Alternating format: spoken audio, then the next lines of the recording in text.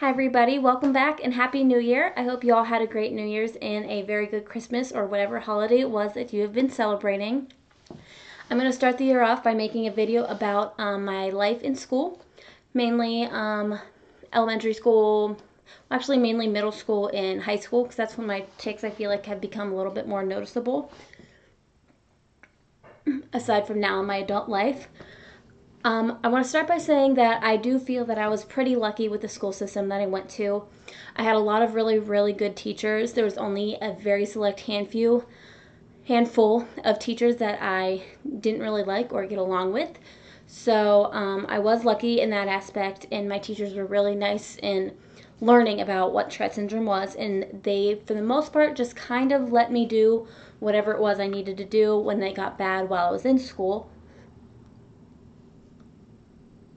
I'm pretty sure for the most part in middle school, we only really told the teachers that I was in the room with the longest, because that was the time where we thought my tics would come out more. And so we wanted them to be aware of it, because the longer I sat still, the more pent up energy would build up in my body, and the more my body would have to tic towards the end of the class or the middle of the class or anything like that. When I got to my later years of middle school and throughout high school, I took it upon myself to write about Tourette syndrome a lot. If there was ever a time where I was allowed to pick the topic that I wanted to do a project on, I always 100% picked Tourette syndrome. I guess in my mind, I figured, why not teach the teachers as well as my fellow students about what it is that I have? I thought that if they knew that I had something, if they knew that this was something that I couldn't control, then they wouldn't make fun of me. And I could always be one step ahead of them. And I really do think that that helped me out a lot. I think it helped my teachers learn from a very personal level what it was like to live with Tourette syndrome, or at least what it was like for me to live with Tourette syndrome. I would always do my presentations on it, and I would teach a lot of kids about it. And in the end, I really feel that a lot of my other classmates, they just wanted to know more at that point. And there was even times where I would be taking a lot in class, and another student or another classmate would actually try to make sure that I was okay. And what I would do is I would just tell a teacher that I needed to go take a walk and kind of explain to them real quickly why. I would go to the bathroom, go to the drinking fountain, maybe take a lap around the school, or sometimes I would go and I would lay on the bed in the nurse's station every once in a while. It's really important for me to tell the teachers, for them to know that I knew what I needed to do to calm down, and that if they could just let me do that real quick or for however long I needed, then I would be fine. There was one instance where I had to go down to the nurse's station because I was having what some of us call a tic attack. It got really, really bad, and a friend of mine walked me down to the nurse's station, and the nurse wasn't really sure what to do because she didn't know a lot about Tourette syndrome, which did bother me a little bit because I thought if anybody in the school would know, it would be a nurse. But that's another reason why these videos are so important to me and why awareness is so important to me, because we have kids in school that have Tourette syndrome, and we have teachers that don't know how to handle it because they don't know anything about it. And that's really heartbreaking to me, because I know not every other kid is lucky like I was with a school system that I had. And that's not even to mention that other kids have Tourette syndrome way worse than I do.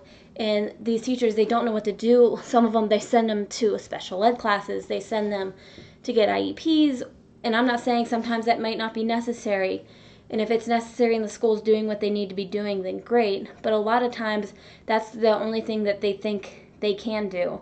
Or they send the kid out of class because they think they're being disruptive, which I get it. We can be disruptive sometimes. But it's not our fault, and we should not be deprived of the same education the kid next to me can get because he can sit still and I can't. It's not our fault, and so I don't think that schools or teachers or anybody anywhere should be acting as if it is. With that being said, like I said, most of my teachers were really nice about it. I actually had a teacher, one of my favorite teachers, have my mom come in for a student-teacher conference just because he wanted to learn more about Tourette syndrome. And my mom and I both thought that was pretty cool and really nice of him. He wanted to make sure he knew if he needed to do anything, or if he needed to help me, or he just wanted to know more about it. And he was just a genuinely wonderful teacher, and I really liked him a lot, and that was really helpful for me because that was when I got to high school, where things got a little more stressful. It was my senior year of high school. I went on medication for the first time because it got pretty bad with college, and it was going to be my last year of dance, and it was just a lot of things adding up, and so my Tourette's were really bad and needed medicated, unfortunately. I did have one teacher in particular who did yell at me for taking at one point, but part of that was on me only because I did not tell him that I had Tourette syndrome. This teacher made us go around his desk in art class as middle schoolers to tell us the right way to draw, first of all, which I would hope, as most other art teachers would know, that every student draws differently and not everybody can draw. But anyways, he would have us go right around his desk. And I was right next to him on this particular day, and I was ticking really, really bad that day, and he looked at me with a very, very stern voice and not a very nice look, and said to me, "Would you please sit still?" It was much meaner than that, but my best friend at the time leaned into me and asked me if I was ticking. I told her yes, real quick, but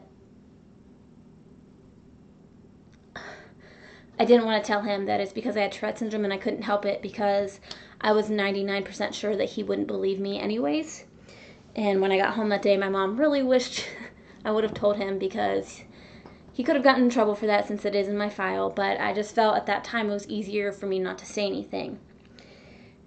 And that's how I feel like a lot of most other kids these days, or everywhere, feel about Tourette syndrome in general. It's easier to say that nothing's happening or not to admit that you have Tourette syndrome because then people don't understand. They don't know what it is. They don't believe you that you have it, or they think that you should be swearing all the time, so it automatically means you don't have it.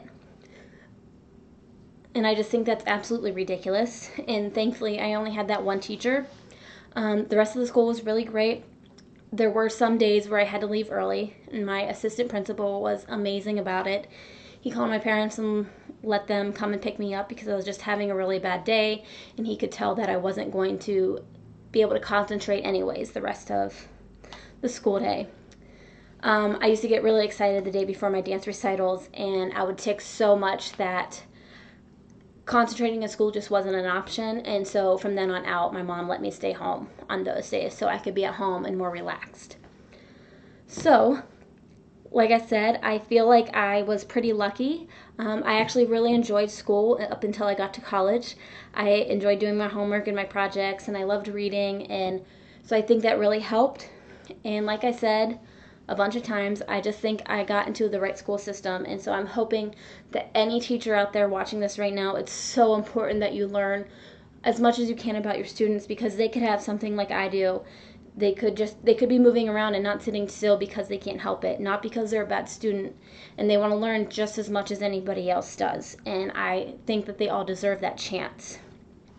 That's really all I have today. I hope that was kind of helpful and a little bit insightful onto what it was like for me in school.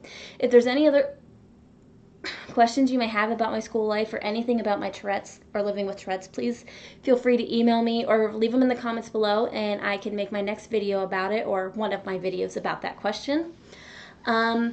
Please also continue to like and subscribe and share my videos. I am only 17 subscribers away, I think, from 300, which isn't a lot compared to most YouTubers out there, but for me that's a lot. So please keep subscribing, please keep sharing my videos, and please keep the questions coming. I'm loving reading everybody's responses to my videos. I'm loving teaching all of you about Tourette syndrome. So please continue doing what you're doing, and I'll keep making the videos. Keep your eye out for next week's video because I will be having my sister-in-law in the video with me. We're going to talk about anxiety, since a lot of people with Tourette syndrome also have anxiety problems as well, and my sister-in-law deals with anxiety on a daily basis as well, so I thought it'd be really cool for you guys to get her point of view on some things. So until next time.